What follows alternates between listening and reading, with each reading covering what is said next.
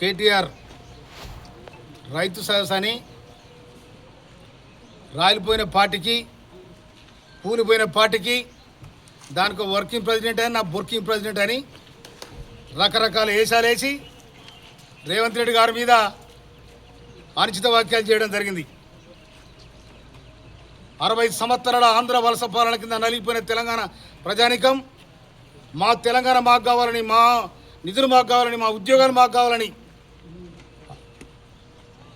ఈ విధంగా వేలాది మంది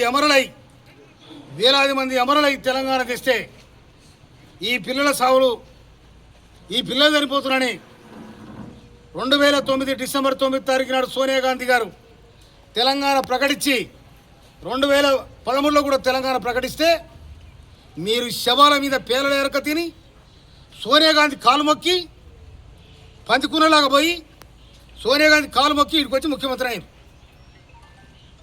ముఖ్యమంత్రి అయిన తర్వాత తెలంగాణ ప్రజానికం సరే తెలంగాణ కోసం ఏదో ప్రయత్నం చేసిండు ఉండని అనుకొని నీకు 2014 నీకు అధికారం కట్టబెట్టారు. అధికారం కట్టబెడితే మీరేమైనా ఆనాడు తెలంగాణలో రజాకారులు ఏ విధంగానైతే ఈ ఊర్ల మీద పడి దోసుక తినారో ఆ విధంగా నువ్వు నీ ఎమ్మెల్యేలు నీ బలగమంతా తెలంగాణ ప్రజానికం మీద పడి దోసుక తిన్నారు, దౌర్జన్యాలు చేసినారు, అక్రమాలు చేసినారు, అన్యాయాలు చేసినారు. ఇసుక దోపిడి కాలు, భూదోపిడి కాలు. ఇవాళ కేటీఆర్కి సవాల్ చేస్తున్నా నేను. మా బిక్కెట్ల ఇసుక నీకు ఎంత బాగా వచ్చింది, నీ శిలకి ఎంత బాగా వచ్చింది, నీ బావుకి ఎంత బాగా వచ్చింది, నీ జయశ్రీరెడ్డికి ఎంత బాగా వచ్చింది చెప్పాలి. ఇవాళ రైతులను కాపాడి మేమంటా ఉన్నారు. ఇవాళ రైతులను కాపాడి ప్రాజెక్టులు కట్టింది కాంగ్రెస్ ప్రభుత్వం. నాగార్జునసాగర్ కట్టినాడు నీ అయ్యాడు, నీ తాతాడు నువ్వు వాడున్నావు. శ్రీశైలం కట్టినాడు ఎక్కడున్నారు మీరు? దూరాలు కట్టినాడు ఎక్కడున్నారు మీరు? మూసి ప్రాజెక్టు కట్టినాడు ఎక్కడున్నారు మీరు? రైతు పేరు మీద మీరు రంకెలేస్తా ఉన్నారు. మీరు రైతు పేరు మీద పెట్టుకోవచ్చు, కానీ రేవంత్ రెడ్డి రాష్ట్ర ముఖ్యమంత్రిని మీ మీద అడుగుబట్టి పాతాళానికి దొక్కి రాజ్యాధికారం తీసుకొచ్చిన కాంగ్రెస్ పార్టీని, కాంగ్రెస్ కార్యకర్తల బలమది. మీరు చేసిన అరాచకానికి శరవగీతం మాడిన తెలంగాణ ప్రజానికం. నీ ఎంట ఉన్న వాళ్ళు కూడా మిమ్మల్ని ఓడగొట్టాలని ప్రయత్నం చేసి మిమ్మల్ని కథం పెట్టారు. అందుకోసం రేవంత్ రెడ్డి గారు ఒక ప్రజానాయకుడిగా, ఒక జడ్పీటీసీగా, ఒక ఎమ్మెల్సీగా, 3 సార్లు ఎమ్మెల్యేగా, రాష్ట్ర ముఖ్యమంత్రిగా ఎదురులేని తిరుగులేని నాయకత్వాన్ని సంపాదించుకొని ఇలా రాష్ట్రానికి ముఖ్యమంత్రి అయ్యాడు. అవులగాడని మాట్లాడుతూ ఉన్నావు. నువ్వు చూతేగాడవా? చూతేగాని మాట్లాడద్దు. రాజకీయ నాయకుడు రాజకీయంగానే మాట్లాడాలి, అంతేగాని ఇష్టం వచ్చినట్టు. అదే ఇవాళ నువ్వు కేసీఆర్ పరుదిస్తూ ఉన్నావు. నిన్న బండి సంజయ్ని ఇజ్జత్ తీసిండు, దానికోసం మాట్లాడు. కేసీఆర్ పరుదిస్తూ ఉన్నావు. పెట్టావు, ఏ ఇంజన్ పెట్టావు, ఏ పంటలు పండించినావు? ఇవాళ పాముద్ర పండుకొని పబ్లలో పండుకొని లాడ్జీలలో పండుకొని నీ విలాసాల కోసం ఇవాళ మున్సిపల్ మంత్రి శాఖను తీసుకొని విదేశాలని విన్యాసాలు ఎక్కడికి వచ్చినాయి చేస్తున్నారు. మీకు ఎక్కడికి వచ్చినాయి? తెలంగాణ ప్రజల రక్త మోసాలను పెంచుకొస్తున్నారు మీరు. ఇవాళ నీ చెల్లెకు దుబాయ్లో ఎక్కడి విల్లింగులు, బంగ్లాలు ఎక్కడ, మెడ్రాస్లు ఎక్కడి, ఈ ఆస్త్రాలు ఏడకు వచ్చినాయి? తెలంగాణ ఇంట్లో దోసుకొని ఇవాళ పంపకాల కాడ మీ పంచదైతే నువ్వు, నీ బావ, నీ అక్క, నీ చెల్లె అందరు పంపకాల కాడ పంచబెట్టుకొని ఇవాళ రేవంత్ రెడ్డి గారు ముఖ్యమంత్రి మీద మీరు ఇష్టం వచ్చిన మాట్లాడుతూ ఉన్నారు. మీరు అనుకుంటారు లోటబెడ పేర్లకు నక్కాశపడ్డట్టు మళ్ళా అధికారం వస్తామని. అధికారం కాదు, నీ చెల్లి సంగతి చూడు. ఫస్ట్ నువ్వు ఆ ఏడు వాడ నీ భావం చూడు. కనుక రేవంత్ రెడ్డి గారి మీద నువ్వు అవలగాడంటే అవలగా అంటారు ప్రజలు. నువ్వు లెక్క లేకుండా మాట్లాడితే నేను కూడా లెక్క లేకుండా చేస్తాను. అందుకోసం నేను హెచ్చరిస్తాను కేటీఆర్కు. నువ్వు మర్యాదగా ఉంటే మర్యాద, నీ గౌరవాన్ని కాపాడుకుంటే ఆ గౌరవం నీతో ఉంటుంది. లేకపోతే అగౌరవాన్ని నువ్వు ఎదుర్కోవాల్సి వస్తా. కేసీఆర్ ఎప్పుడు ఇట్లా మాట్లాడలే. కానీ నువ్వు ఇవాళ బరిదగించి మాట్లాడుతూ ఉన్నావు. ఈ బరిదగించిన మాటలు తెలంగాణ ప్రజానికి చీకొడతా ఉన్నారు. అసలు నేను రాజకీయ నాయకుడుగా లెక్కడతాను ఫస్ట్. అసలు ఈయన రాజకీయ నాయకుడా నువ్వు మాట్లాడుతున్నావు, చిల్లర మాట్లాడుతున్నావు. అందుకే చిల్లర లెక్కలు పనిచేయాలి. తెలంగాణ ప్రజానికాన్ని తెలంగాణ ఇచ్చింది కాంగ్రెస్ పార్టీ.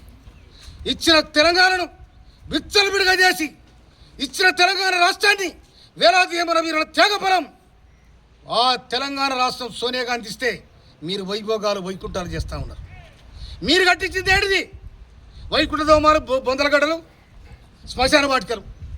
ఇవాళ ఇంద్రమ రాజ్యంలో ఇల్లు కట్టిస్తూ ఉన్నాం, రైతులను ఆదుకుంటా ఉన్నాం.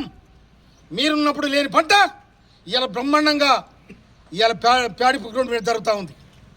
ఇవాళ మీరు ఏ కాలువలు తీయలే. ఇవాళ ఎస్ఆర్ఎస్పి కాలువల నీ గంటెడు మట్టి తీయలేదు, దూరాలు తీయలేదు. ఎక్కడ తీసారు మీరు? కాలువలు ఎక్కడ తీసారు? కాళేశ్వరం కడితే కాళేశ్వరం కూలిపోయింది. దానికి సమాధానం చెప్పాలి. అందుకోసమనే రేవంత్ రెడ్డి గారిని, కాంగ్రెస్ ప్రభుత్వాన్ని మళ్ళీ ఒకసారి విచ్చలవిడిగా మాట్లాడితే దానికి ఘాటైన సమాధానం చెప్తాను కూడా నేను కేటీఆర్ హెచ్చరిస్తామన్నా. నేను ఇవాళ మీరెవరు? అసలు తెలంగాణకి సంబంధం ఏంది? నువ్వు ఏడమనుకున్నావు? నువ్వు చెల్లి అమెరికాలో ఉన్నారు. 2006లో ఉప ఎన్నికలు జరిగినాడు. 2006లో ఉప ఎన్నికలు జరిగినాడు. మేము మంచిగున్నామని వచ్చింది. ఆ తర్వాత ఏమైంది?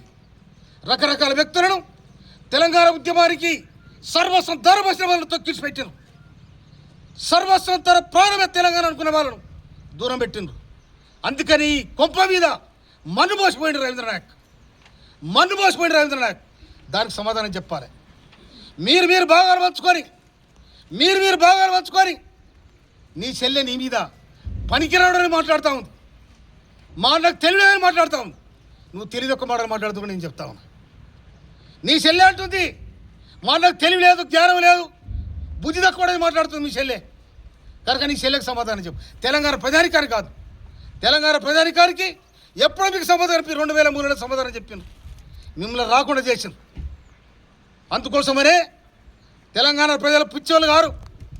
తెలంగాణ ప్రజలను మీరు మభ్యపెట్టాలి. మభ్యపెట్టి ఏదో చేయాలనుకునే తెలంగాణ ప్రజానికం డేగ కన్నుతో చూస్తే తెలంగాణ ప్రజానికం నైజాం అనే